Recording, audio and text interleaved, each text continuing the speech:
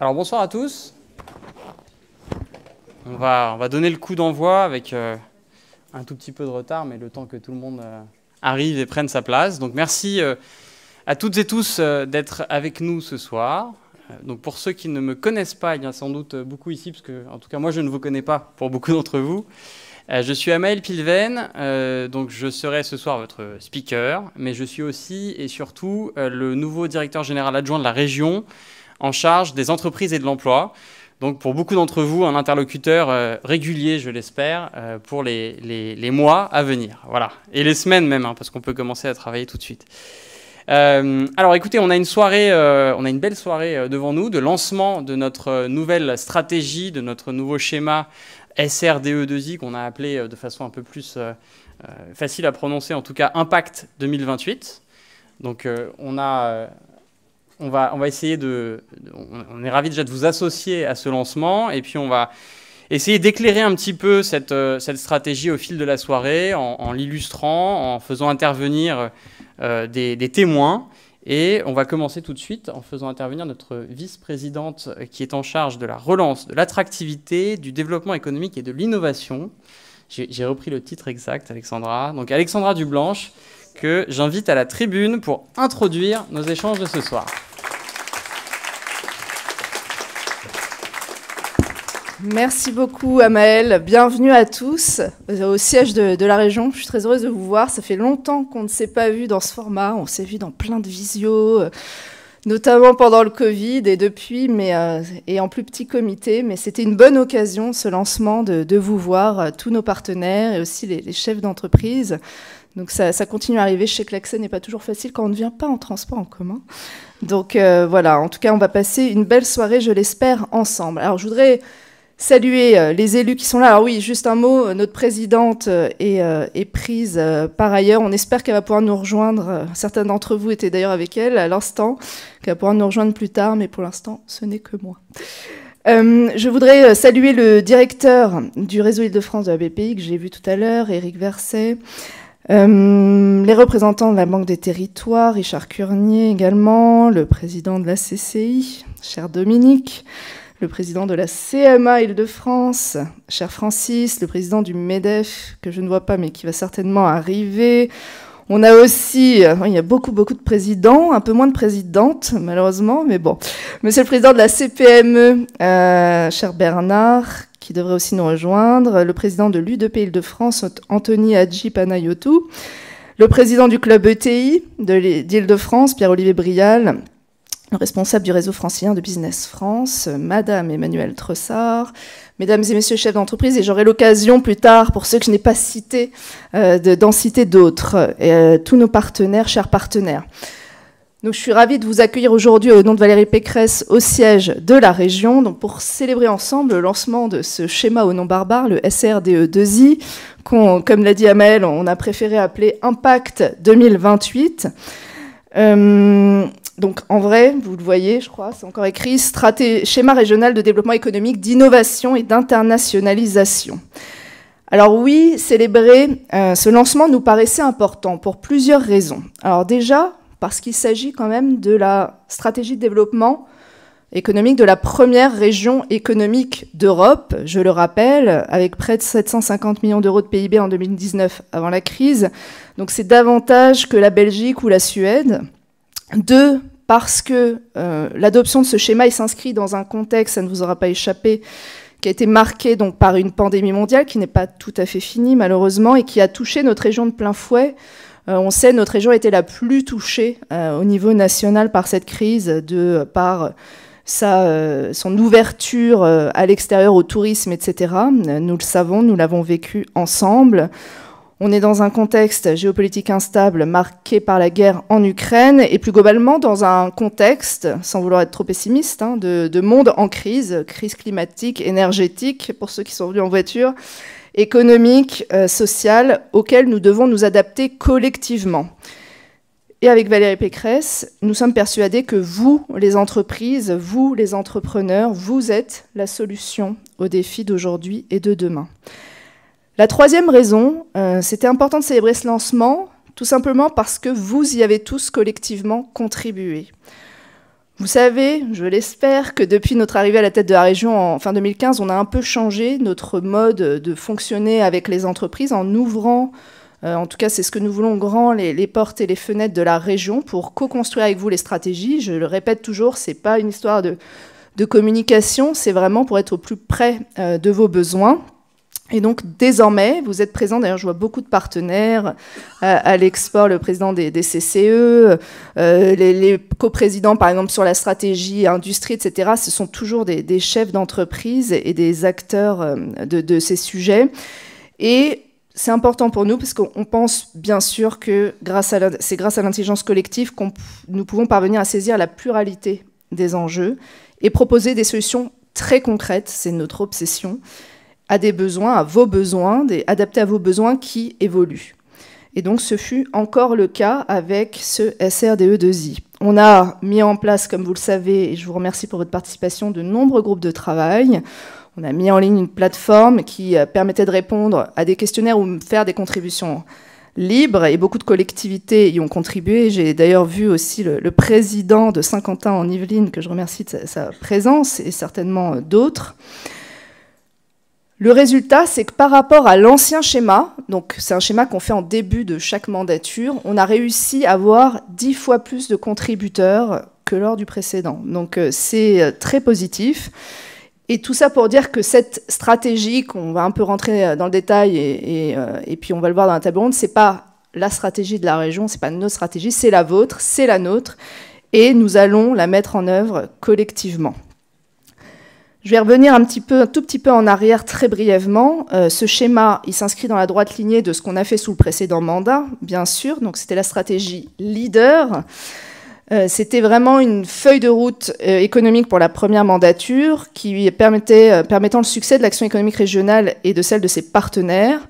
On a réussi non seulement à maintenir notre position de leader, mais vraiment à se positionner parmi les territoires les plus attractifs et compétitifs, non seulement du pays, mais aussi de l'Union européenne, et même davantage sur certaines filières ou certaines technologies.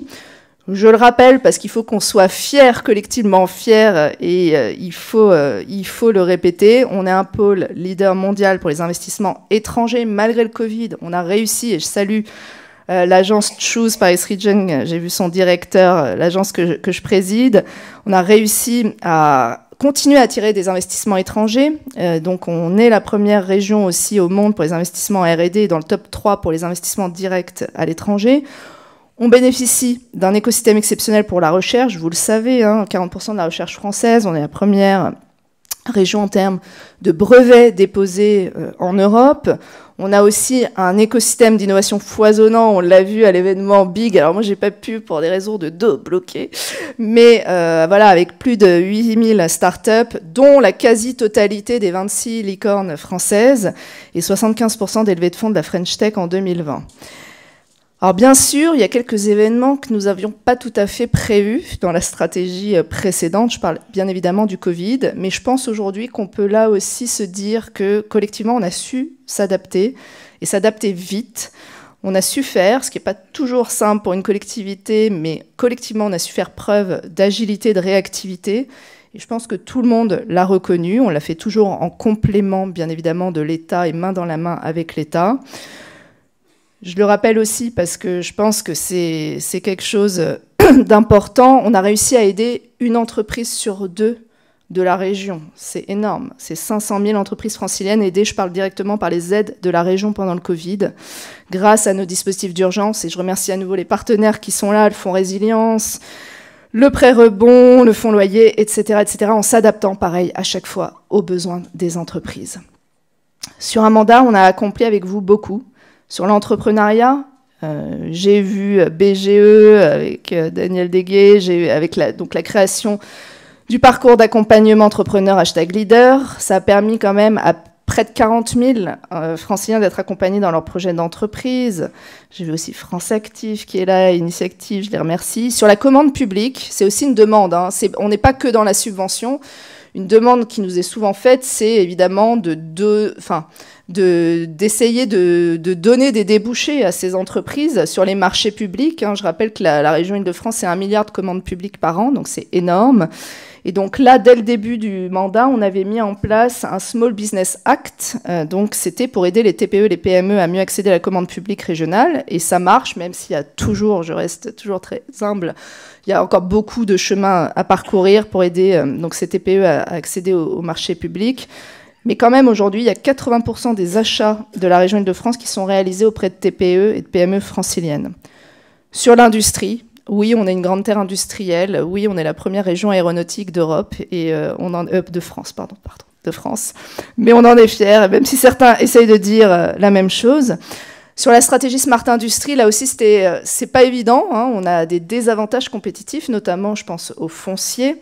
Et donc là aussi, on a injecté à peu près 300 millions d'euros dans le développement et le renforcement de notre outil productif pour combattre le mythe de la France sans usine.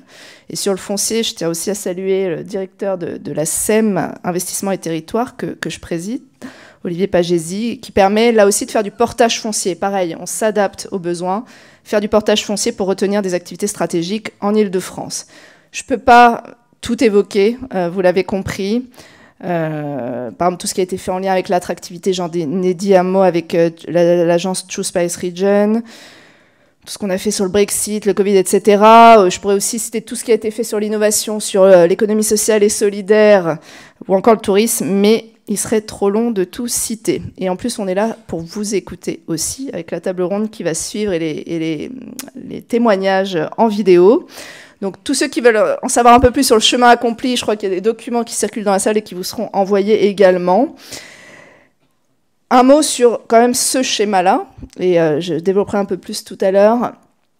On peut, je l'ai dit, se féliciter de ces résultats particulièrement encourageants, et on voit que l'Île-de-France a quasiment retrouvé début 2022 son niveau d'activité avant Covid, mais, je l'ai dit, l'adoption de ce nouveau schéma il s'inscrit quand même dans un contexte d'incertitude très élevée. L'inflation galopante, notamment du prix de l'énergie, ce qui nous pose des problèmes dans les transports, ce qu'est en train d'essayer de régler la présidente. Des pénuries sur des matières premières qui viennent percuter la reprise de certains secteurs, et tout comme les difficultés de recrutement. Il n'y a pas une entreprise que je rencontre qui me dit qu'elle n'a pas de difficulté de recrutement. C'est une des principales inquiétudes exprimées par les chefs d'entreprise dans tous les secteurs d'activité.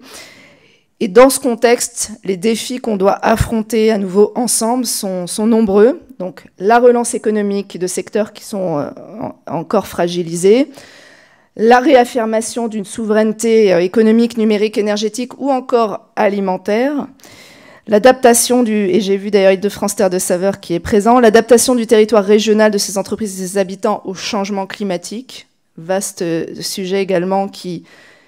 Voilà, toutes les compétences de la région sont évidemment concernées, et la résorption des inégalités sociales et territoriales, qui est notre cheval de bataille depuis des années, et encore là aussi du travail. Donc vous le savez, encore plus qu'avant, tous les enjeux environnementaux et sociaux sont de plus en plus inextricablement liés aux défis économiques et technologiques. L'entreprise, elle ne doit plus simplement être assimilée pour le grand public à la seule création de richesses, mais aussi à son rôle plus large de ferment de la cohésion sociale et de fer de lance sur la lutte contre le changement climatique. Et avec la présidente, on a cette conviction, c'est que la transition, et je pense que c'est la vôtre également, la transition de notre société vers de nouveaux modèles passera par l'innovation et par l'initiative privée. Il faut faire émerger des solutions qui soient bien sûr technologiquement viables, mais également économiquement rentables. Et c'est pourquoi la transition écologique et la lutte contre le changement climatique, elles sont au cœur de ce nouveau schéma qui, comme son nom l'indique, on l'a justement intitulé « Impact 2028 ». Il faut qu'on aille plus loin, qu'on aille plus vite ensemble, et la région est et sera au rendez-vous pour vous accompagner dans cette transition. J'arrive à la fin de mon propos. Je voudrais quand même faire quelques remerciements. Avant de laisser la parole à nos partenaires et aux acteurs que vous êtes, un mot sur ce collectif qui fait que nous sommes tous là ce soir et que nous sommes nombreux ce soir. Donc, dans ce contexte national que je viens de décrire, qui peut être inquiétant pour certains, je veux dire combien cette intelligence collective, elle apparaît plus que jamais comme indispensable. Ce schéma régional, je le répète et je vous en remercie à nouveau, il est issu d'une longue concertation, d'une co-construction avec l'ensemble du tissu économique d'Île-de-France pour répondre vraiment à vos besoins. C'est notre unique boussole. Alors, quelques remerciements. On n'est pas au Festival de Cannes, mais vous me permettrez quand même de remercier quelques personnes. Donc, toutes celles qui ont travaillé évidemment sur cette stratégie, tous les acteurs qui permettent jour après jour à l'action régionale de se déployer au bénéfice des entreprises franciliennes. Je commencerai par les services de la région, si vous me permettez. Tous les services du pôle entreprise et emploi, donc, qui sont représentés ce soir par son nouveau DGA Amel Pilvin, que je remercie d'être là, qui vient d'arriver et que vous aurez tous l'occasion de mieux connaître. Il n'est pas le seul. Je voudrais aussi remercier plus particulièrement Sylvain Leclancher, qui se cache au fond, son adjoint qui était à la manœuvre depuis mai 2021. Merci Sylvain, merci à tous ceux qui ont œuvré à vos côtés, comme Alpha qui était particulièrement impliqué sur le sujet. Merci aussi aux équipes des organismes parents de la région. Je les ai cités tout à l'heure, je pense à Tchous, je pense à la SEM, j'ai vu aussi le comité régional du tourisme, Île-de-France Tel de Saveur, on travaille là aussi collectivement. Tous nos partenaires, présents dans la vidéo ou non, je pense à l'État en région, le préfet de région, la BPI, bien sûr, la Banque des Territoires, les chambres consulaires, cher Dominique, cher Francis, et tous leurs réseaux départementaux. Je pense aussi aux représentants des réseaux acteurs économiques, bon, je les ai dit, le MEDEF CPME, U2P, Club ETI, les restaurateurs également, les commerçants, tous les acteurs de notre stratégie export, les CCE, cher Jacques Bessade, Business France et tous les autres, aux associations d'aide à l'entrepreneuriat, que je félicite aussi pour la belle journée de samedi Entrepreneur Coaching Day. Donc BGE, Initiative France Active, Réseau Entreprendre, l'ADI. Un mot particulier pour les réseaux de femmes. Je ne sais pas si Catherine Barba est arrivée, mais voilà, avec lesquels nous avons des grands projets pour faire de la région un exemple et un pionnier en termes d'égalité femmes-hommes. Je remercie mon président de commission développement économique, cher Arnaud de Bourreau, ce que je viens de voir. Également tous les représentants des collectivités territoriales, cher Philippe Sueur, avec lesquels nous travaillons vraiment main dans la main, les départements, les intercos, les communes. J'en ai bientôt fini, mais quand même, je remercie aussi les entrepreneurs, les entreprises et vous tous qui êtes vraiment les meilleurs ambassadeurs de notre politique régionale. Je vous remercie et maintenant, je laisse la parole à nouveau à Maëlle et place à cette soirée qui vous est consacrée. Je vous remercie.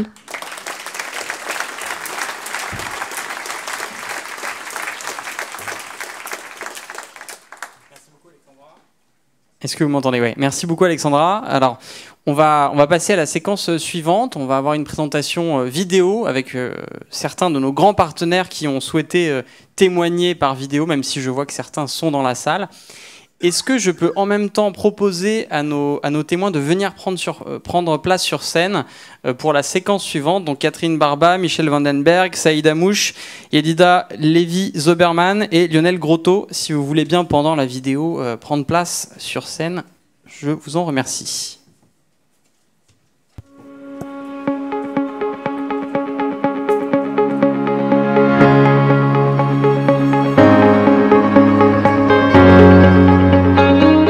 Impact 2028, c'est un programme incroyablement ambitieux pour la région Île-de-France. C'est une ambition qui place la lutte contre le réchauffement climatique et l'adaptation au changement climatique au cœur de ses ambitions. Et c'est un programme qui vise à développer l'attractivité de la région Île-de-France. Pendant la crise sanitaire, la région Île-de-France a subi des conséquences économiques importantes, une baisse d'activité d'environ 35%, 100 000 emplois perdus. Face à cette situation, l'État comme la région ont réagi promptement pour essayer d'aider nos entreprises. Nous en avons tiré ensemble des enseignements pour aider à ce basculement vers l'économie de demain, que ce soit en favorisant l'innovation et l'investissement, que ce soit en s'appuyant sur l'économie sociale et solidaire. Il était extrêmement important que nous puissions être impliqués, nous, Chambre de commerce de Paris-Île-de-France, avec l'ensemble des territoires, et puis construire ensemble cette vision que nous avons pour soutenir les entreprises à travers les différents défis. Ce que nous attendons d'Impact 2028, c'est un projet ambitieux pour notre territoire, un projet ambitieux pour nos TPE-PME, un projet participatif avec la capacité de valoriser notre territoire. Les préconisations du MEDEF ont été intégrées dans les 6 orientations stratégiques définies dans le projet, notamment concernant les enjeux de la qualité de vie des Franciliens, des difficultés de recrutement des entreprises Et enfin, le lien insuffisant entre la R&D menée dans la région et le tissu économique francilien. Que fait la région? La région, déjà, elle soutient nos entreprises artisanales, elle soutient l'économie artisanale et commerciale de notre région Île-de-France. Elle arrive à point nommé, elle arrive avec des mesures qui font du bien à nos entreprises. Elle arrive à un accompagnement de nos entreprises. Et tout ça, c'est la mission aussi de la Chambre des métiers de l'artisanat de l'Île-de-France. Nous souhaitons nous engager activement sur le déploiement d'Impact 2028, notamment en participant à la gouvernance économique au niveau de la région, en informant les entreprises des nouveaux dispositifs de soutien de la région, et enfin, en étant un acteur majeur de la nouvelle agence de l'orientation qui verra le jour début 2023. Notre implication, elle va être sincère et entière. Elle aura pour but de valoriser les actions en matière de cybersécurité, d'accompagner les entreprises qui cherchent des compétences et puis de valoriser aussi une démarche RSE. Nous avons besoin de valoriser une économie plus verte, plus humaine et plus responsable. L'Île-de-France doit s'enorgueillir d'accompagner nos entreprises artisanales. C'est elles qui sont le futur et l'avenir de notre économie. L'accompagnement des entreprises et de la transmission et la reprise des entreprises artisanales. Le numérique et le digital, avec l'accompagnement de la transition écologique, sont ces grandes missions que nous devons réussir, nous, Chambre des métiers et de l'artisanat, avec la région. Nous sommes prêts à investir aux côtés de la région, à financer ces développements pour lutter contre le réchauffement climatique, pour développer le logement social aux côtés de la région et de tous les acteurs, pour développer aussi l'attractivité industrielle, et tout ça en faisant en sorte qu'il y ait encore plus de cohésion sociale au sein de la région Île-de-France pour servir un projet qui est là pour servir en réalité tous les franciliens. C'est extrêmement important pour nous que la région soit à l'écoute des acteurs économiques. L'État va prendre toute sa part pour, dans ce plan, aider à ce que la région capitale puisse se développer encore et toujours économiquement. La Chambre de commerce de région Île-de-France, avec la région Île-de-France, avec nos partenaires également de syndicats professionnels, les acteurs économiques, nous serons ensemble pour relever le défi parce que nous connaissons les territoires, nous sommes ancrés dans les territoires pour gagner cette bataille d'Impact 2028, ensemble.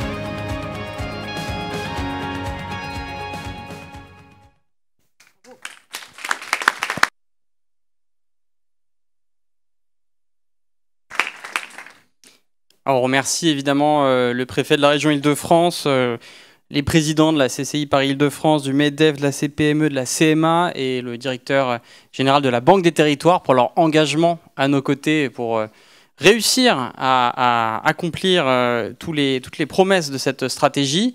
Et on va tout de suite passer à la séquence suivante. Donc j'ai mes invités de la table ronde qui m'ont rejoint sur scène. Je les remercie de leur présence ce soir. Ils sont ici pour apporter un éclairage sur chacun des grands axes de cette stratégie, essayer de l'éclairer par leurs connaissances, par leur expérience et par leurs idées pour du coup réussir chacune des actions et chacun des plans d'action qu'on a mis en face de cette stratégie. Donc on va commencer tout de suite avec Michel Vandenberg. Pardon, peut-être un mot d'abord sur le format. On vous propose donc de relever sous forme de défi. Donc on va vous confier à chacun et chacune un défi qui correspond à un des axes de notre stratégie. Et donc on va commencer par le premier axe qui est la défense de notre souveraineté. Alors c'est défense de notre souveraineté industrielle, numérique, énergétique et alimentaire. Et je souhaite donc confier la parole à Michel Vandenberg, qui est donc le président du campus cyber et qui a aussi un historique des antécédents dans ce domaine, puisqu'il est président fondateur d'Atheos, qui est devenu quelques années plus tard Orange Cyberdéfense. Il a été élu personnalité IT de l'année 2021 par le monde informatique. Donc j'aime bien ces récompenses, ça permet justement d'éclairer certains aspects de nos intervenants. Et donc évidemment, il est là pour nous parler notamment des enjeux de souveraineté numérique. Et je vais tout de suite lui laisser la parole, s'il veut peut-être nous dire un mot du campus cyber et puis ensuite nous expliquer comment relever, quelles idées il a pour relever ce défi de la souveraineté. Oui, un petit mot du campus cyber. Le campus cyber, c'est une initiative du président de la République qui était de rassembler au sein d'un lieu totem l'ensemble de l'expertise française en cybersécurité pour justement aider les entreprises françaises à mieux se protéger par rapport à cette cybermenace. Donc c'est un immeuble de 26 000 mètres carrés qui rassemble un peu plus de 200 entreprises françaises qui travaillent sur la cybersécurité, qui est à la Défense, pour lequel la région Île-de-France m'a énormément aidé, voilà, je tiens à le préciser. C'est un projet compliqué. Quand j'ai démarré ce projet, comme tout projet français, on m'a dit ça ne marchera jamais, rassembler des concurrents au sein d'un même lieu alors que l'expertise est compliquée à trouver, ça va être difficile. Petit à petit, on a réussi et à ce jour, comme j'expliquais, il y a 1800 experts qui travaillent tous les jours au sein de ce campus. Ça rassemble des très grandes entreprises françaises de la cybersécurité, Thales, Atos, Capgemini, les services de l'État, l'ANSSI, la DGSE, la DGSI, les ministères de l'Intérieur, les écoles, des associations. Voilà, tout le monde est là pour essayer de créer une nation un peu plus efficiente en termes de cybersécurité. Alors, le propos qui m'est donné n'est pas le plus simple, c'est parler de souveraineté numérique. Alors peut-être déjà faire un petit sondage. Est-ce que dans cette salle, il y a des gens qui ont un téléphone ou un smartphone français ? Je vais élargir un peu, européen. Bon. Est-ce qu'il y a des gens dans cette salle qui utilisent un PC français? Bon, un PC européen. Bon, on va élargir encore un tout petit peu. Est-ce qu'il y a des gens dans cette salle qui utilisent une application de messagerie instantanée française? Elle s'appelle comment? Voilà, ok, merci. Donc il y en a 2, vous voyez, donc il y a quand même du boulot à faire. Voilà, ce qui prouve quand même que notre monde numérique est complètement, on va dire, phagocyté, dirigé par les entreprises asiatiques et les entreprises américaines, et que c'est un petit peu compliqué en France aujourd'hui de parler de souveraineté numérique. Et pourtant, notre vie, nos entreprises, tout est connecté aujourd'hui. Imaginez un seul instant que, on va prendre un géant chinois qui s'appelle Huawei par exemple. Huawei, c'est plusieurs millions de routeurs installés dans le monde. Certains opérateurs africains, par exemple, dépendent complètement de ce matériel Huawei. Imaginez qu'ils décident, parce que je sais pas, le gouvernement leur demanderait, au moment d'une mise à jour, parce que vous voyez qu'on fait tous des mises à jour, de mettre un code malveillant et d'arrêter complètement aujourd'hui leur routeur, de le faire complètement dysfonctionner.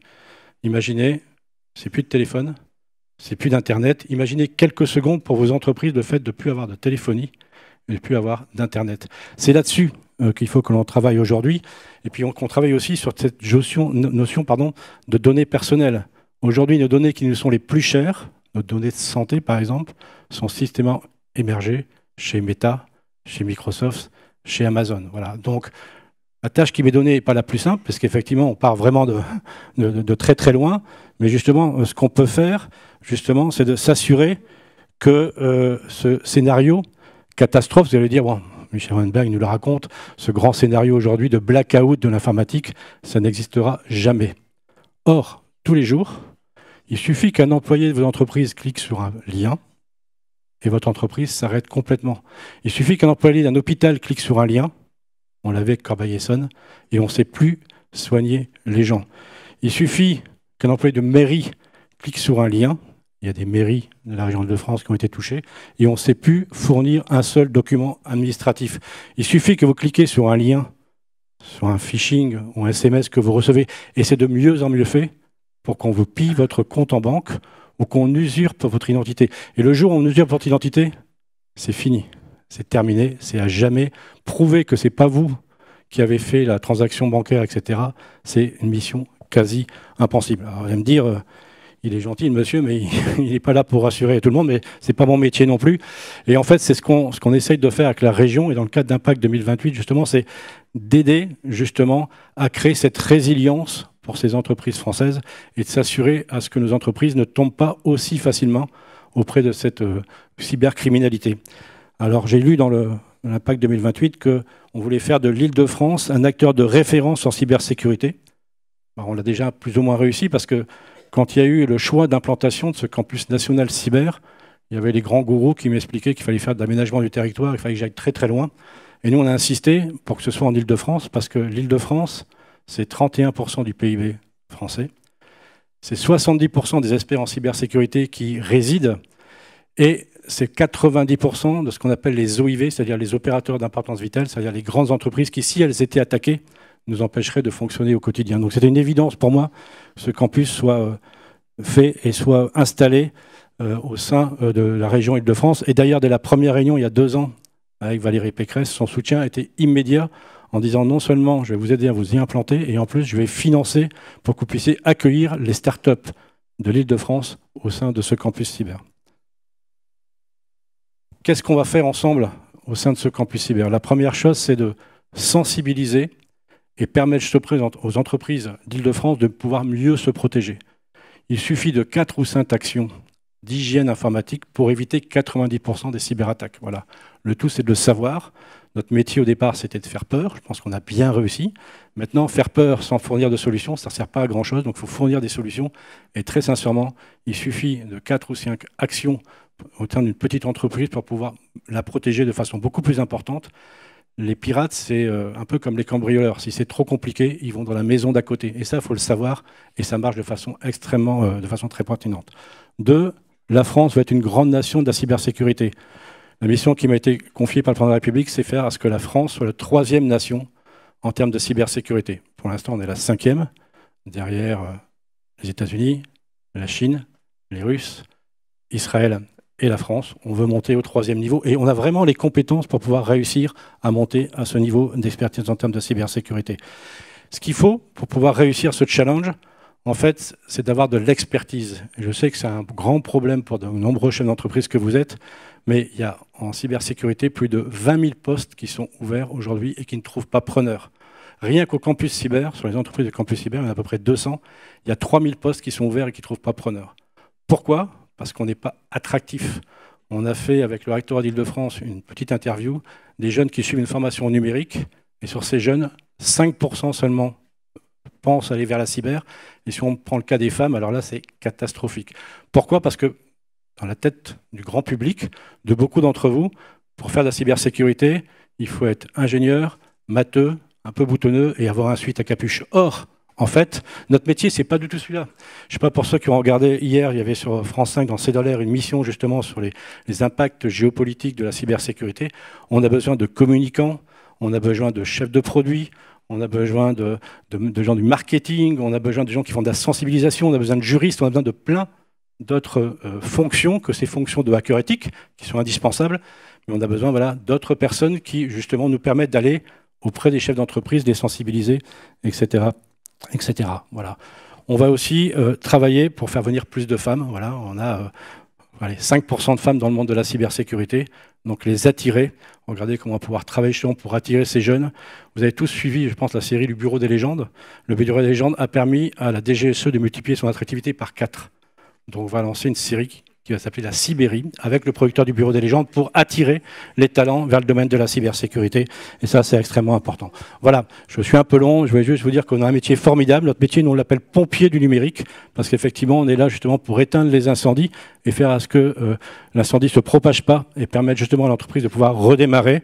Et je tenais justement à remercier la région Île-de-France d'avoir mis la cybersécurité dans les priorités de sa région. C'est important pour nous. Et donc voilà, on va travailler ensemble à faire que la région d'Île-de-France soit une grande région de la cybersécurité et aide la France justement à atteindre cette 3e place. Merci.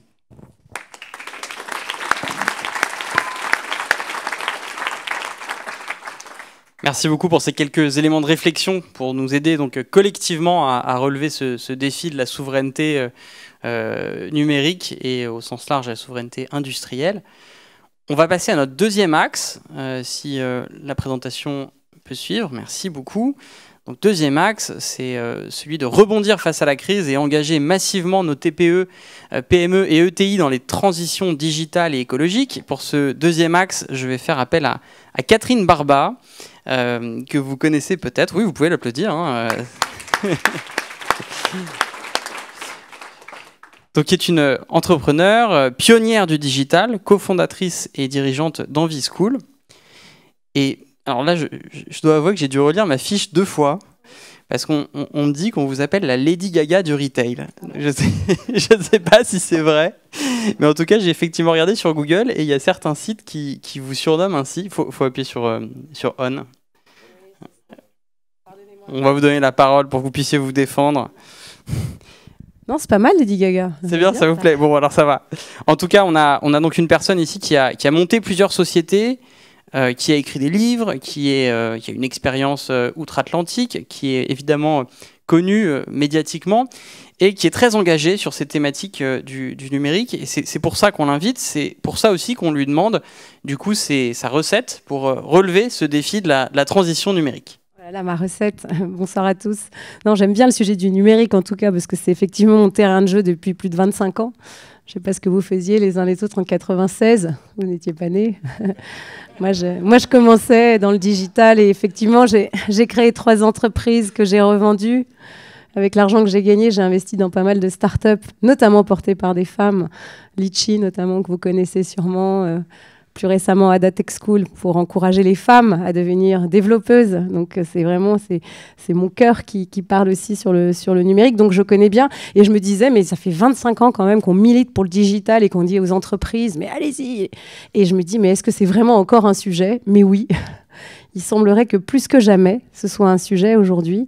Et pour 2 raisons, en fait, que vous connaissez autant que moi. C'est, Alexandra l'a dit en introduction, il y a eu le Covid qui a fonctionné comme un prodigieux accélérateur tendanciel dans tous les domaines et aussi dans l'usage du numérique.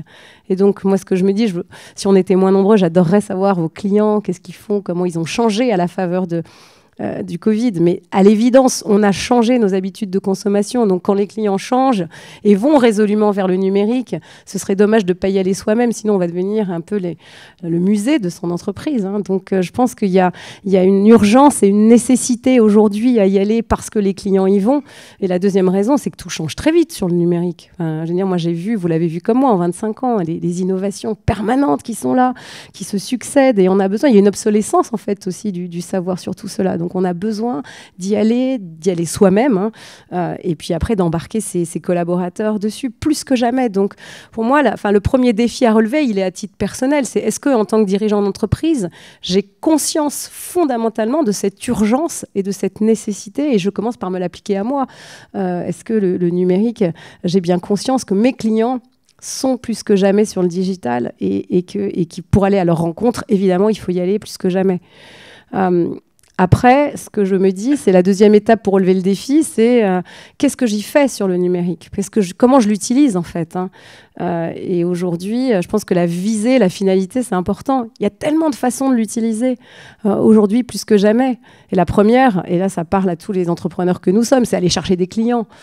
Sans croissance, point d'entreprise. Donc comment est-ce que je peux utiliser le numérique pour aller chercher des nouveaux clients, pour aller à leur rencontre, pour prospecter ?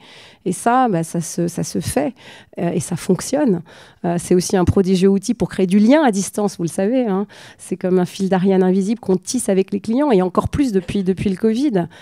C'est incroyable, comme en dépit de l'absence de présence physique, on peut créer une proximité grâce au numérique et donc fidéliser les clients. Donc, pourquoi y aller ? Évidemment, pour les fidéliser. Et puis, il y a aussi cette troisième dimension qui est comment est-ce qu'on peut renvoyer les clients vers les lieux physiques où on interagit avec eux. Moi, j'ai longtemps travaillé. Aujourd'hui, je crée une école, donc je pars dans l'éducation. Mais pendant 20 ans, j'étais donc dans l'e-commerce et dans le retail.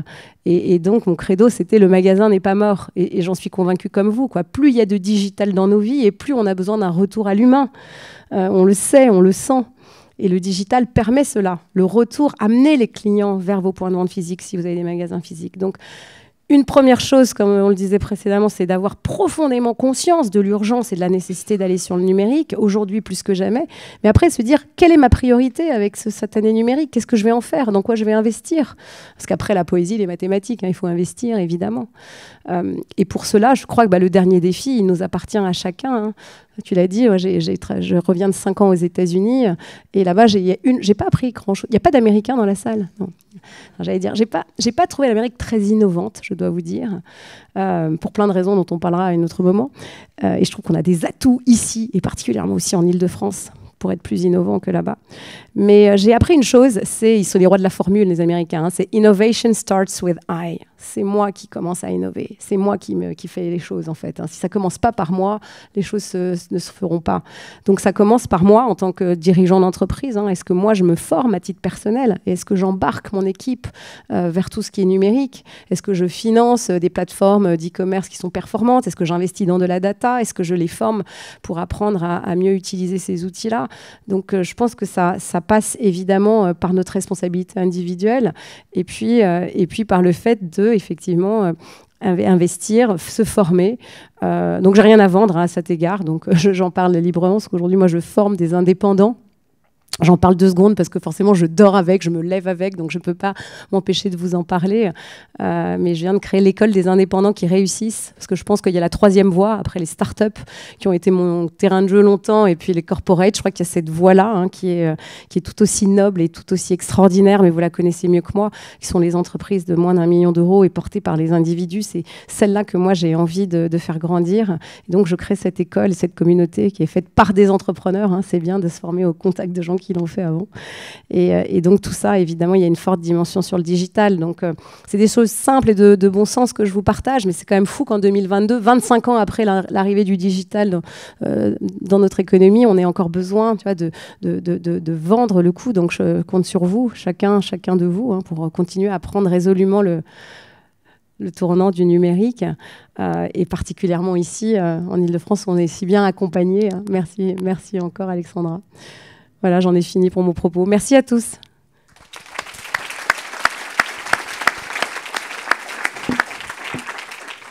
Merci beaucoup, Catherine.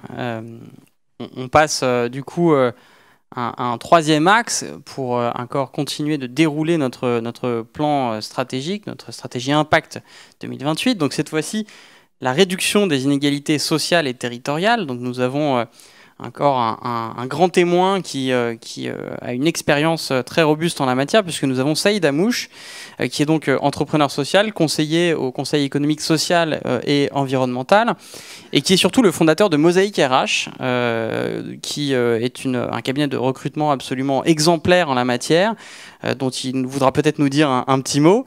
Et donc je lui cède tout de suite la parole, s'il le veut bien, pour nous donner quelques illustrations de la façon dont on peut relever le défi en Ile-de-France de la résorption des inégalités sociales et territoriales.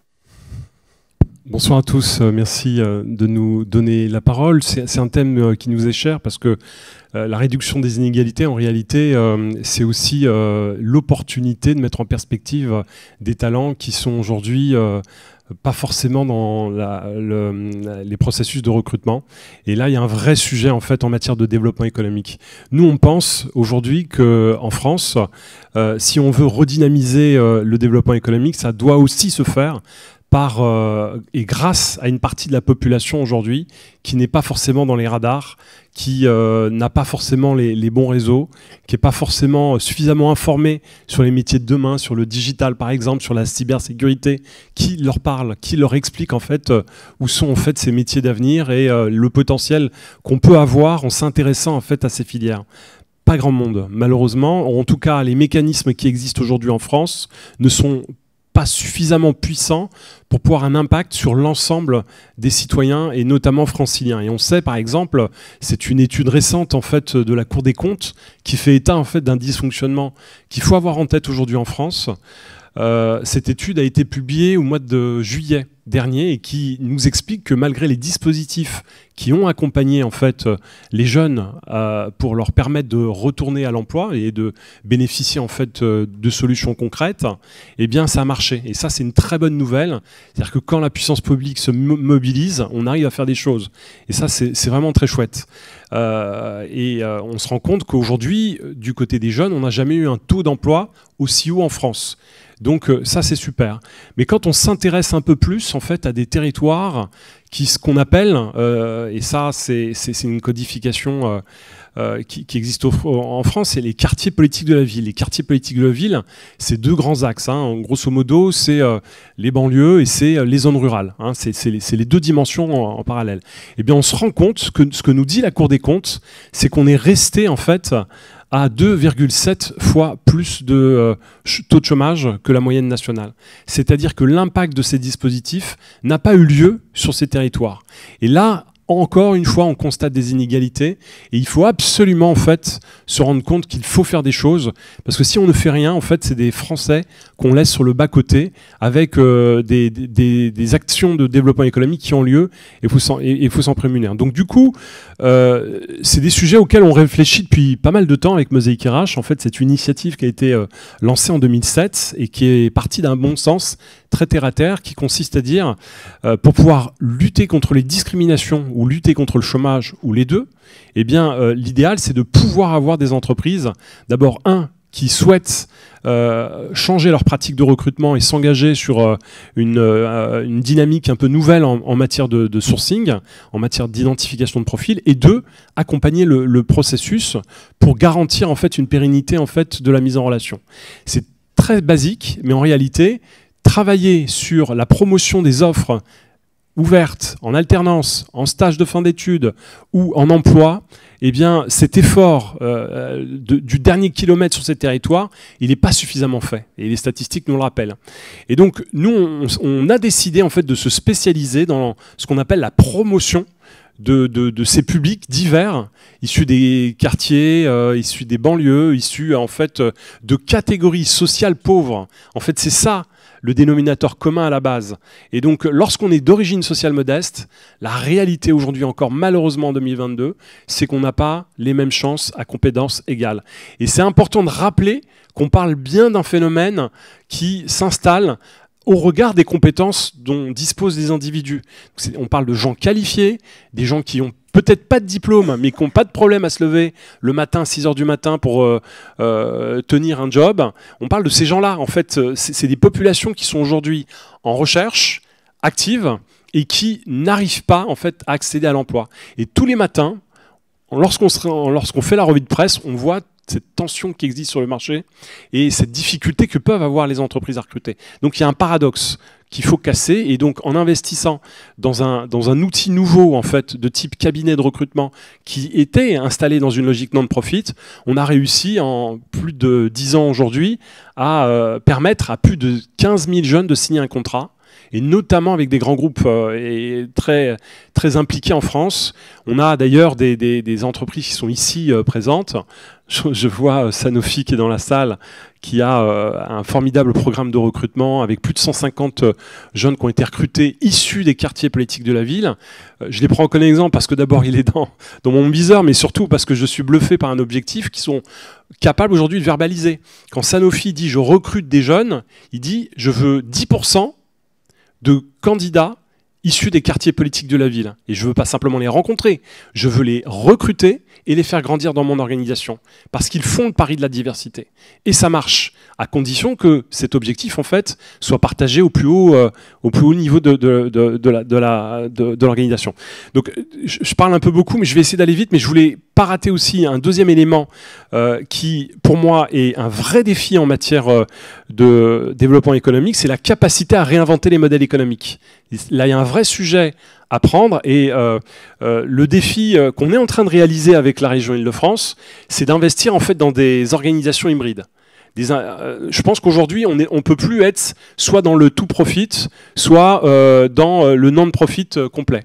Je pense qu'aujourd'hui, il faut faire émerger des hybridités en matière de modèle économique. Je pense qu'il faut réinventer des partenariats publics-privés, par exemple. Et on le fait concrètement avec la région Île-de-France à travers un programme qui vise à aider les secteurs qui recrutent le plus.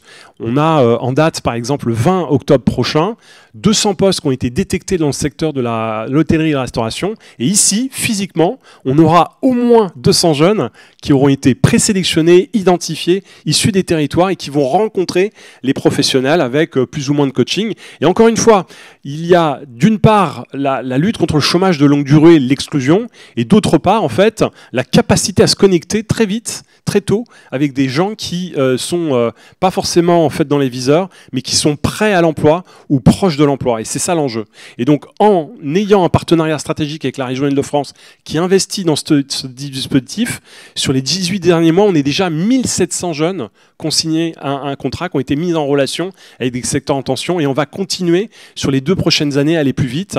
Et ce qu'on veut surtout en fait faire, et ça c'est aussi une des réflexions qu'on a pu avoir avec les organisations patronales, c'est de se dire que cette bonne pratique, elle doit être généralisée. Et on est dans une logique open source. C'est-à-dire que s'il y a d'autres acteurs sur d'autres territoires en France qui souhaitent y aller, c'est aussi une logique en fait de participation active dans la co-construction. Et c'est pour ça qu'on embarque dans ces meet-up, ces programmes de recrutement, d'autres associations qui se mettent en fait dans cette dynamique et qui vont elles-mêmes à un moment donné gagner en autonomie sur ces sujets-là et progresser.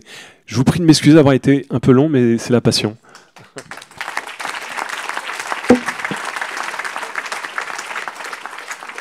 Un très grand merci pour cette intervention, Saïd. On passe à l'axe 4, qui est donc, pareil, encore un axe très ambitieux, celui d'être leader en Europe dans les innovations stratégiques. Et donc, pour illustrer cet axe, nous avons invité Yedidia Lévy-Zoberman, qui est vice-président des affaires publiques et de l'impact chez Hawkin. Hawkin, qui est une licorne franco-américaine qui travaille notamment sur l'intelligence artificielle dans le domaine de la santé, qui a une carrière qui est passée à la fois par la finance, le private equity et aussi par le secteur public, avec de nombreuses expériences en cabinet ministériel, notamment au ministère de l'Éducation supérieure, de la recherche et de l'innovation. Vous l'avez compris, donc un témoin, encore une fois, tout à fait expert de la matière et qui va pouvoir nous aider donc à relever ce défi de devenir leader dans les innovations stratégiques. Vous pouvez l'applaudir.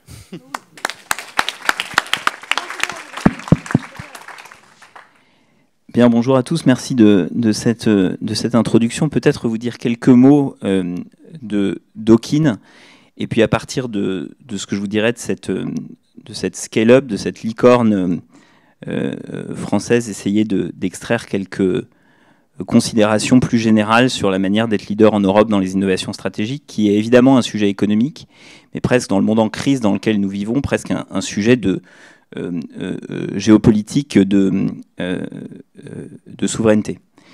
Hawkin, c'est donc une start-up créée en 2016, on peut dire aujourd'hui une scale-up, une licorne, qui opère dans le monde de l'intelligence artificielle, du machine learning et de la santé.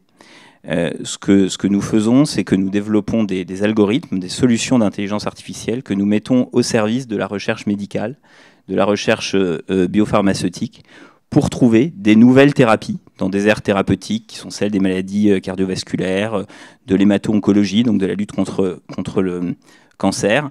Et à partir de ces solutions d'intelligence artificielle, demain, de développer des nouvelles thérapies, des nouveaux médicaments dans le domaine de ce qu'on peut appeler de manière un peu triviale la médecine de précision, c'est-à-dire en comprenant de mieux en mieux les mécanismes cellulaires, génétiques, qui drive l'apparition d'une pathologie et de trouver pour chaque patient les traitements les plus adaptés. Et donc au cœur de notre activité, il y a la question des données de santé, et en particulier des données patients qui ont été évoquées un peu plus haut.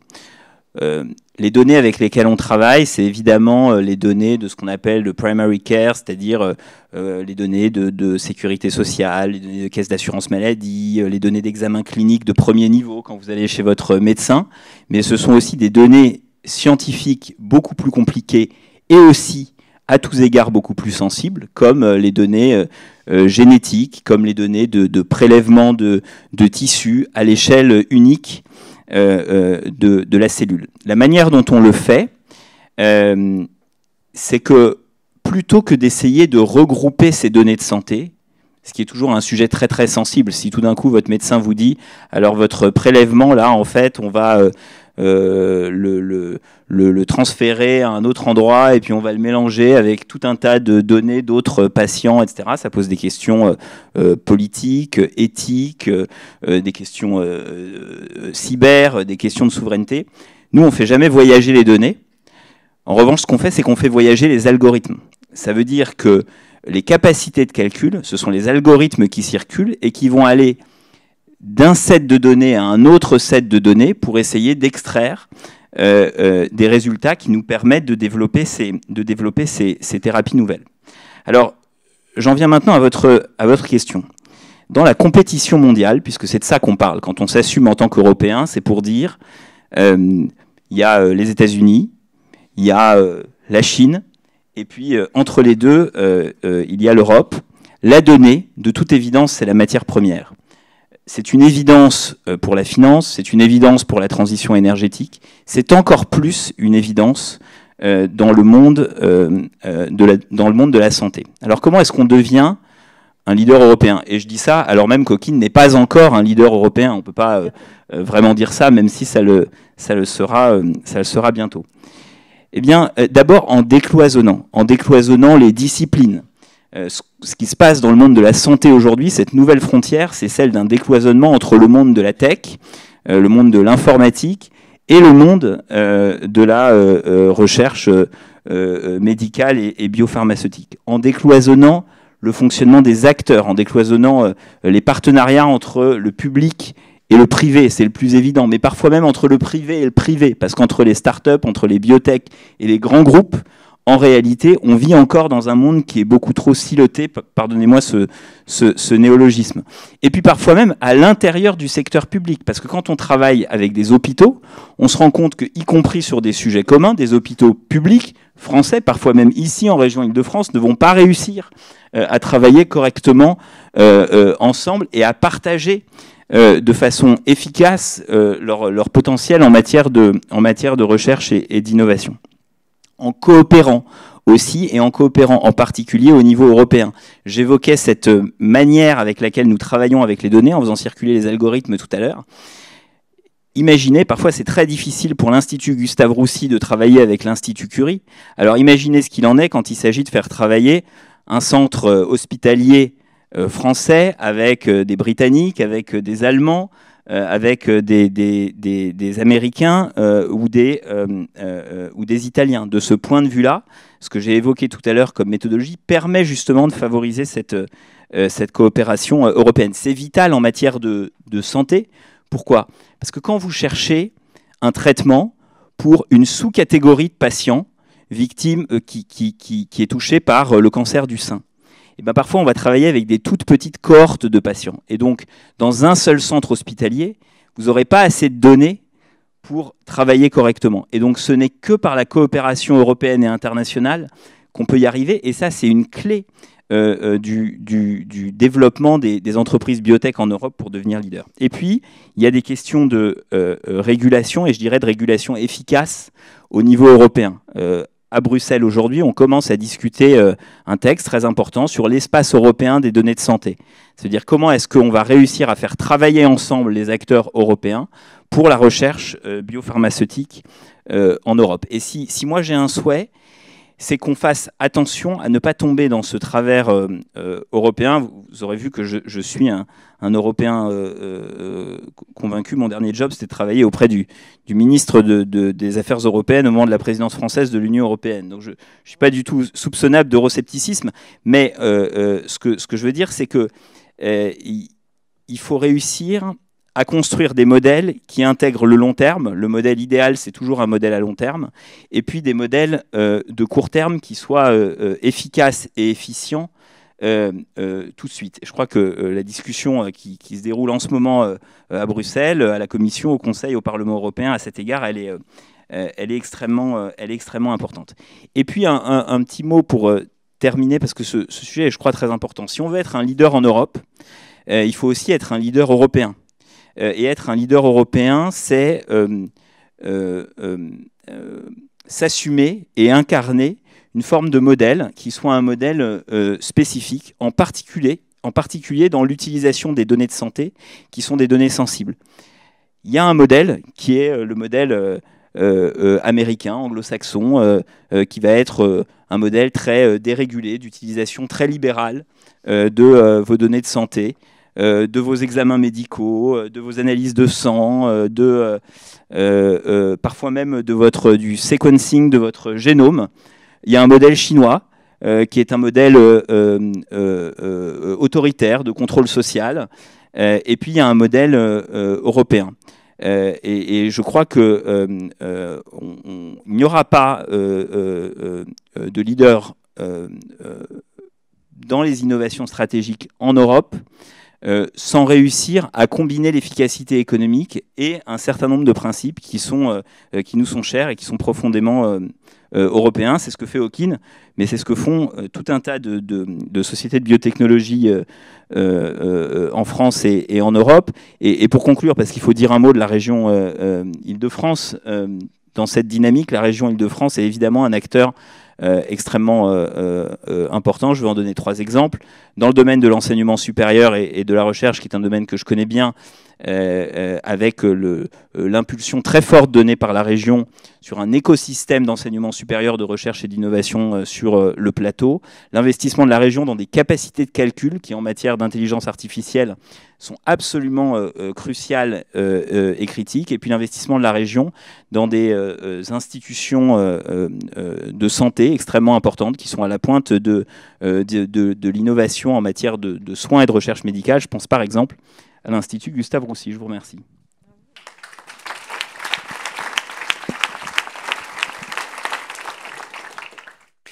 Merci beaucoup. On va passer à l'axe 5, qui est donc celui de l'attractivité, la façon dont on doit agir pour que la région reste attractive à la fois pour les entreprises et pour les talents. Et on va donner la parole à Lionel Grotto, qui est un familier de la région, puisque après avoir exercé notamment dans le privé, notamment à l'international, mais aussi en France, il est venu pendant 2 ans être le conseiller sur les sujets d'attractivité et de développement économique de la présidente. Et puis, il est passé de la parole à l'action, on va dire, puisqu'il dirige depuis avril 2018 Choose Paris Région, qui est l'organisme associé de la région en charge de ces sujets d'attractivité. Donc Lionel, merci beaucoup d'être là. Et comment faire, du coup, pour relever le défi et réussir à rester une région attractive? Merci Amel pour l'intro. Déjà, la bonne nouvelle, c'est qu'il y a resté dans la phrase, donc ça veut dire qu'on est déjà quand même attractif, et ça, c'est quand même la bonne nouvelle du bilan du schéma précédent qui a été rappelé par la vice-présidente. On est effectivement revenu sur les écrans radars d'un certain nombre de grands décideurs internationaux, et ça a été aussi l'ambition qui était portée d'une région leader. C'était ça, en fait, le terme clé de la stratégie précédente, qui était une stratégie, du coup, qui se focalisait aussi beaucoup sur les entreprises. Ce qui est de nouveau dans cette nouvelle stratégie, tel que ça a été très clairement exprimé, et je pense le panel aujourd'hui en a largement parlé, c'est qu'en fait, on se rend compte qu'être attractif, c'est donner envie, et donner envie, on ne donne pas envie à une entreprise, on se rend compte bien qu'in fine, on parle à des gens, et que c'est bien à ces gens qu'il faut donner envie. Aujourd'hui, les problématiques que les entreprises rencontrent, de recrutement, etc., il me semble que cette nouvelle stratégie fait vraiment le lien que les entreprises avaient déjà effectivement en tête depuis un moment, mais entre ce sujet d'attractivité, cette terminologie qu'on emploie souvent, et puis ce sujet finalement d'attirer des gens pour faire quelque chose dans un contexte où on sait que c'est parfois difficile. En tout cas, il faut donner du sens.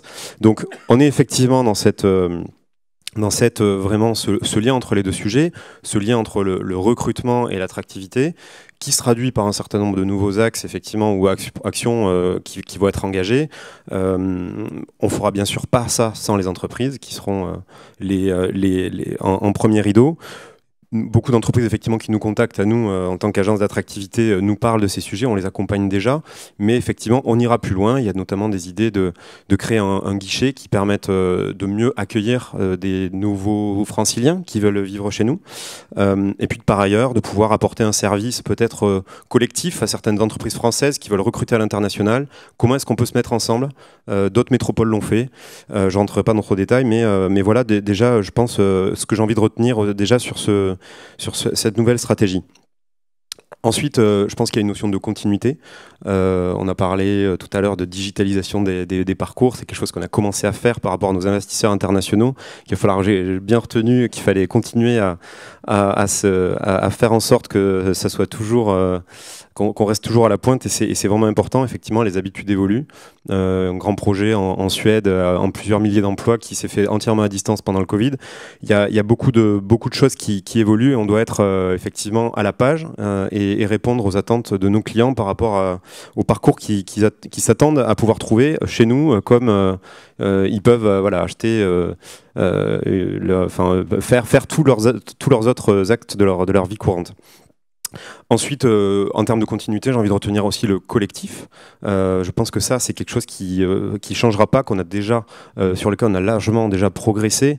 Et je suis vraiment heureux en fait d'être là ce soir. Alexandra l'a déjà dit, mais le fait de pouvoir être là ensemble, je trouve que c'est quelque chose de fort. Vous êtes tous là, vous êtes mobilisés. Et vraiment, merci à la région de pouvoir permettre ce genre de moment. Effectivement, le collectif, ça sera la base, et c'est parce qu'on va croire ensemble en quelque chose qu'on va effectivement pouvoir aller vers quelque chose. Peut-être parce qu'on croit aussi tous que l'Île-de-France, c'est quelque chose qu'on a envie de défendre, que c'est quelque chose en quoi on croit, que tout à l'heure, vous avez rappelé qu'effectivement, certains avaient hésité à mettre le campus cyber à Paris. Je pense qu'on est tous un peu les garants aussi du fait que on continue d'expliquer pourquoi cette région est aussi un moteur du pays, qu'en fait on a tous intérêt, y compris les gens qui peuvent vivre en province ou défendre d'autres géographies, mais qu'en fait tout ça c'est un ensemble, c'est une coopération, et que c'est pas les uns contre les autres. Et effectivement d'y penser avec ambition, parce que le mot est pas un gros mot. Enfin, le dernier sujet sur lequel je voulais insister, c'est effectivement dans ce nom de donner envie, c'est finalement qu'on va avoir envie de parler du futur. Je pense qu'on a besoin de construire un futur désirable, de construire aussi un futur dans lequel on parle peut-être... Déjà, on a beaucoup évolué. Voilà, on parle moins de nous au présent et par rapport à nos grands chiffres, et qu'on est une grande région, on a la première région, mais aussi en termes de valeurs. On a parlé tout à l'heure de valeurs européennes. Je crois que ça devient des sujets importants pour les entreprises. Mon collègue à Berlin me disait que Mercedes était venu les voir et leur disait que pourquoi ils s'étaient installés à Berlin, c'est aussi parce que les ingénieurs codent localement et qu'on sait qu'on a confiance. Ce terme de confiance, en quoi est-ce qu'on peut croire? Si jamais on investit en Île-de-France, finalement, en quoi est-ce qu'on peut être sûr? Qu'est-ce qu'on porte comme valeur?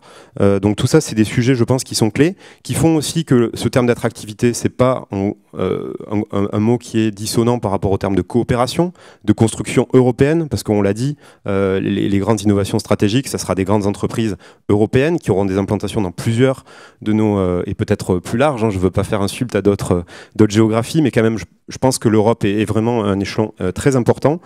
Et donc, comment est-ce qu'on donne envie par ces valeurs, et comment aussi est-ce qu'on donne un cap qui soit sur tous les grands sujets, que ce soit des sujets d'agriculture, d'industrie, de transport, expliquer où on va, montrer par des choses très concrètes quels sont les targets, et finalement montrer la place qui existe aussi pour l'innovation, pour les entreprises internationales, en complément de nos entreprises françaises. C'est bien sûr pas les uns contre les autres, mais tout ça aussi c'est des sujets qu'il faut rappeler, et dans un contexte aussi où on manque parfois aussi de ressources, etc. Et donc ces sujets d'attractivité ne sont pas toujours des sujets populaires, il faut aussi se le dire, mais de continuer ensemble peut-être à expliquer pourquoi c'est important.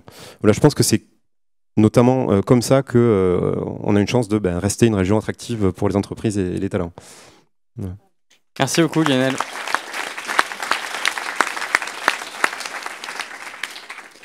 Alors, il ne vous a pas échappé qu'il y avait 6 axes dans cette stratégie, seulement 5 intervenants. Pourquoi ? Parce que le 6e axe relève davantage, on va dire, de l'introspection pour la région, puisqu'il va s'afficher à l'écran. Il s'agit d'un axe qui est tourné vers la simplification, la modernisation, le renforcement de la coordination de l'action publique au bénéfice de l'Île-de-France, de ses territoires et de ses entreprises. Je vais en dire 2 mots du coup pour la région très très rapidement. D'abord, le constat de départ, c'est quoi? C'est que dans ce travail d'élaboration de la stratégie Impact 2028, les enquêtes qui ont été conduites ont mis en lumière la recherche d'un besoin de travailler davantage en réseau, la nécessité de mieux se coordonner et d'avoir une action publique qui soit plus lisible pour les entreprises et donc pour tous les partenaires. Alors ce qu'on en a retiré, évidemment, c'est la volonté d'améliorer notre relation client, si on peut l'appeler comme ça, ou notre relation usager. Et donc on va en faire un indicateur clé de la mesure et du bilan de cette stratégie. Donc au même titre que les créations d'emplois ou que l'impact écologique, on va essayer de mesurer la qualité de cette relation client. Ça, c'est je peux vous dire que c'est quand même une évolution assez forte pour une administration publique, et peut-être qu'on ne le mesure pas, mais se tourner vers la relation client, c'est pas tout à fait dans l'ADN de l'administration. Alors je vais simplement vous dire quels actes concrets on va mettre en œuvre pour réussir. On va mettre en place d'abord une gouvernance partagée pour cette stratégie Impact 2028. Donc là, vous serez tous associés. Il y aura 3 collèges. Un collège des entreprises, un collège des partenaires du développement économique et de l'innovation, et enfin un collège des territoires. Donc vous trouverez chacun votre place dans la gouvernance de cette stratégie. On prévoit aussi de créer un réseau des développeurs économiques franciliens pour renforcer les échanges d'informations et partager les bonnes pratiques. On veut faire des établissements publics de coopération intercommunale et des EPT des acteurs clés dans les bassins d'emploi et de formation au niveau local. On envisage aussi, et ça c'est un travail de longue haleine, d'améliorer encore notre plateforme, de créer une interface unique en fait du dépôt de dossiers pour les demandes d'aide des entreprises, et surtout de généraliser ce qu'on appelle le dites-le nous une fois, qui consiste simplement à ne pas demander 50 fois ou même 2 fois à une entreprise des documents qu'elle a déjà fournis au cours d'une procédure précédente. Donc ça, c'est pareil, je ne vous cache pas que c'est un chantier important en termes de SI, en termes de changement culturel, et on s'engage vraiment résolument dans cette voie-là. Alors, voilà pour le 6e axe que j'ai essayé de présenter très brièvement. Avant de conclure cette table ronde, je crois que Catherine Barba voulait dire 2 mots, non ? Peut-être en réaction sur les propos, voilà. Pour la représentation des femmes, non, je plaisante.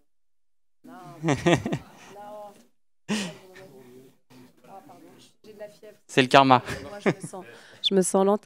Non, en fait, je voulais simplement dire que j'écoutais mes camarades parler et je trouvais formidable finalement ce qui nous rassemble ici, aussi différents que nous soyons, c'est qu'on est tous ici pour construire l'avenir dans lequel on aspire à vivre.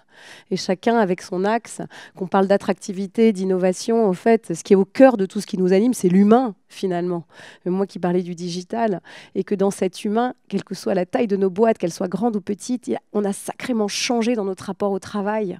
Et on parlait beaucoup de recrutement, mais je crois qu'il ne faut pas négliger cette aspiration très profonde des talents, parce que sans talent, point de croissance. Sans talent, point de croissance. C'est cette aspiration des talents à plus d'autonomie, d'équilibre et de sens. Et je crois que dans le monde de demain qu'on va construire autant qu'on est ici, il faut arriver à concilier le collectif, réinventer un nouveau collectif, c'est ce qu'on est en train de faire ici, mais avec cette aspiration des gens à être, avec cette énorme vague du freelancing, énorme vague des solos, des indépendants, et comment on va faire pour les attirer dans nos entreprises plurielles et hors les murs, quoi. On a un sacré casse-tête quand même à gérer autour de l'humain, et je crois que c'est assez important, j'avais envie de le souligner, et c'est le nouveau collectif qu'on va redéfinir ensemble en fait. Voilà, pardonnez-moi, mais c'est une envolée lyrique qui est due probablement à ma fièvre. Voilà, merci. Merci beaucoup. Merci à tous ces intervenants. Ce qu'on peut dire, c'est que, évidemment, je pense que ça ne suffira pas pour ce soir relever tous ces défis, mais en tout cas, on est sur la bonne voie grâce à ces pistes de réflexion et à ces interventions très, très intéressantes. Merci à eux, et donc ils peuvent regagner leur place sous les applaudissements nourris. Je peux inviter Alexandra Dublanche à remonter sur le pupitre pour un petit discours de clôture. Alors pas un discours, je vais essayer de réagir à ce qui a été dit. Je remercie vraiment les intervenants à cette table ronde qui devait être paritaire. Mais bon, j'étais censée être dessus, mais comme la présidente n'est pas là, bref, je passe les détails, parce qu'on fait quand même toujours très attention à ça. Alors moi, ce que j'ai trouvé vraiment, et je remercie les services aussi de l'organisation intéressant dans cette table ronde, c'est le lien qu'on voit entre les 2 stratégies. Vraiment, on a souvent entendu parler de leaders, que ce soit en cybersécurité, sur des technologies, etc. Et évidemment, toute la question d'impact qui est très présente dans tous les propos qu'on a entendus. Comment on a un impact, comment on reste une région souveraine et une région qui lutte contre les inégalités sociales et territoriales, ça a aussi été rappelé. Je remercie vraiment Michel Vandenberg. C'est vraiment un très beau projet qu'on a inauguré en fin d'année dernière en présence du ministre de l'économie, le Cybercampus. D'ailleurs, il faut qu'on reparle d'une antenne dans les Yvelines. J'avais retenu ça, je ne sais pas où il est parti. Bref, on doit faire un rendez-vous là-dessus. Donc effectivement, toutes les questions de souveraineté numérique, comment on crée de la résilience.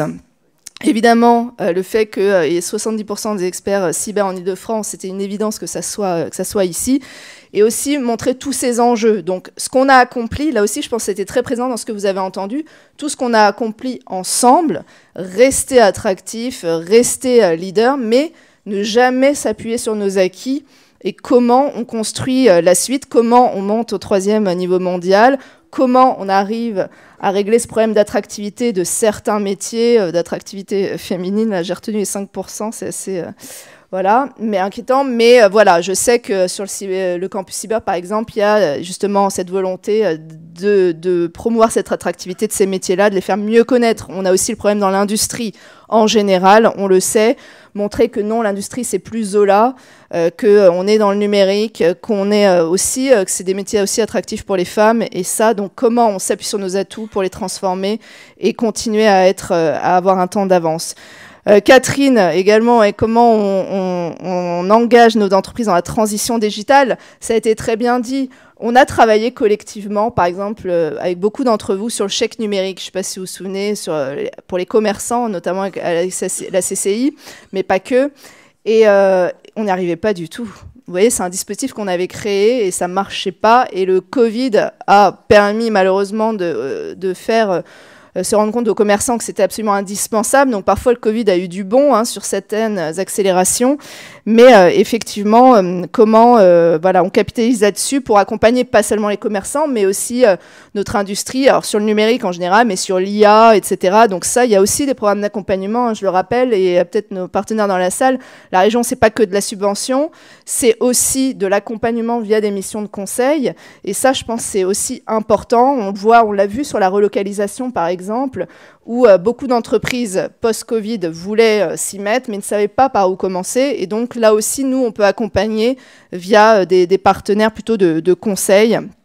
Et voilà, et puis j'ai bien aimé le fait de dire que le digital ne veut pas dire la fin de l'humain, bien au contraire, c'est comment on fait revenir aussi les gens dans les magasins et autres.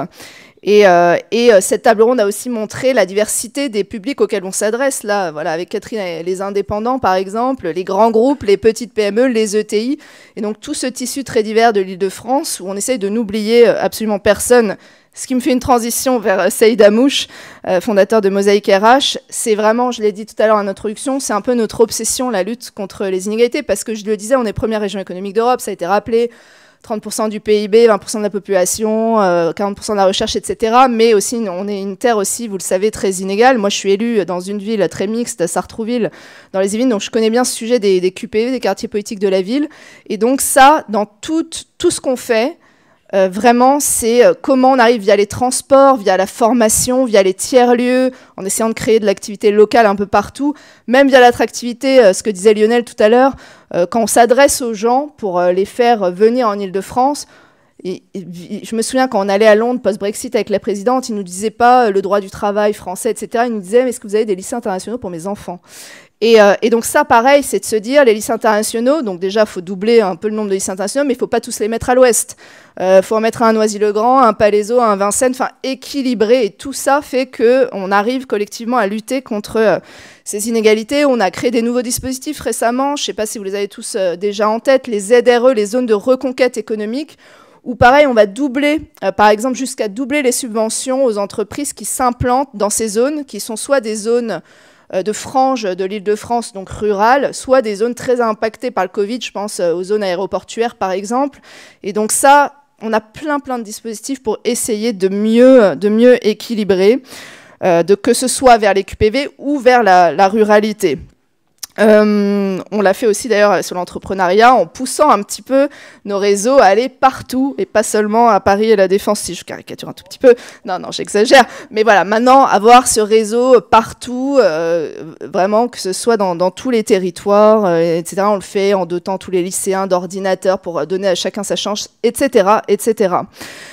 Hawkin, c'est un exemple qui me tient vraiment très à cœur parce que ça résume aussi le rôle de la région. Donc, c'est pas que de la subvention, c'est aussi, je vous disais, de l'accompagnement en conseil, mais aussi de la mise en relation. Grand entremetteur.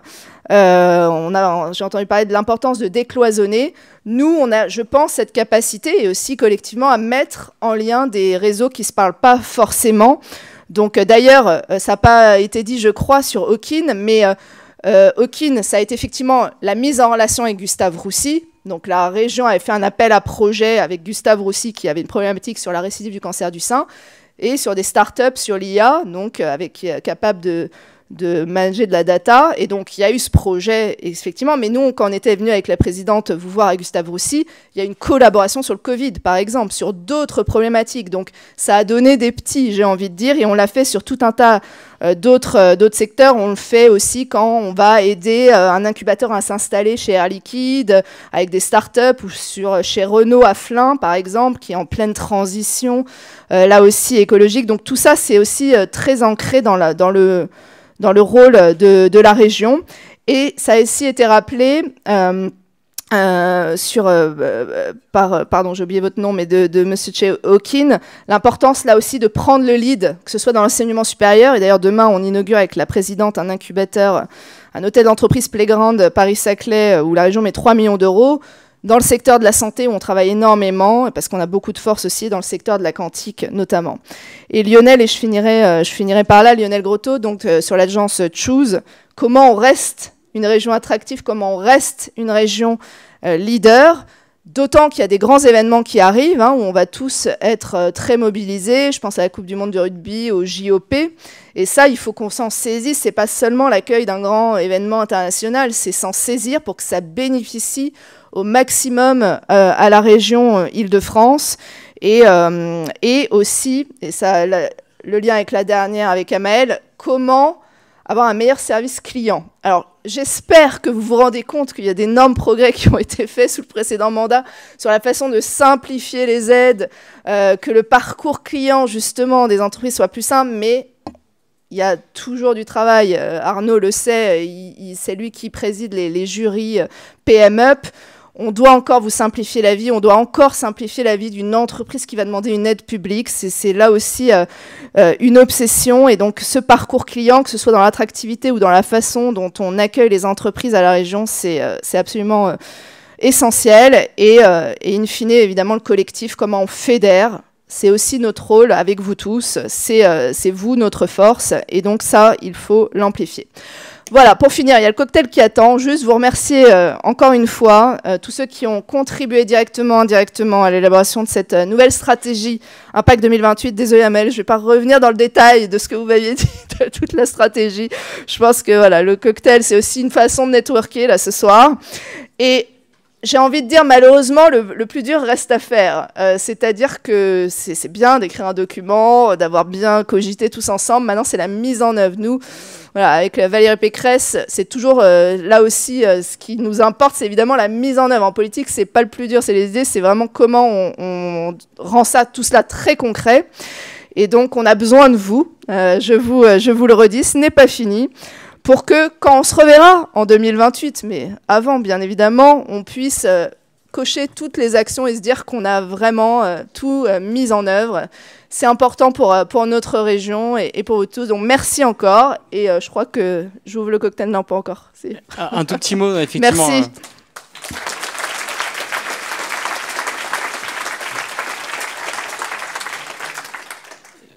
Il faut prendre des forces pour aller jusqu'en 2028 et relever tous ces défis. Donc on va évidemment ouvrir le buffet. Mais un tout petit mot pour vous signaler qu'on a des exposants qui sont là. Donc on a 6 exposants. On a Choose, on a le PRBC, on a Île-de-France Terre de Saveur, on a l'incubateur, le comité régional du tourisme et la maquette. Donc n'hésitez pas à passer les voir. Voilà, le buffet est ouvert.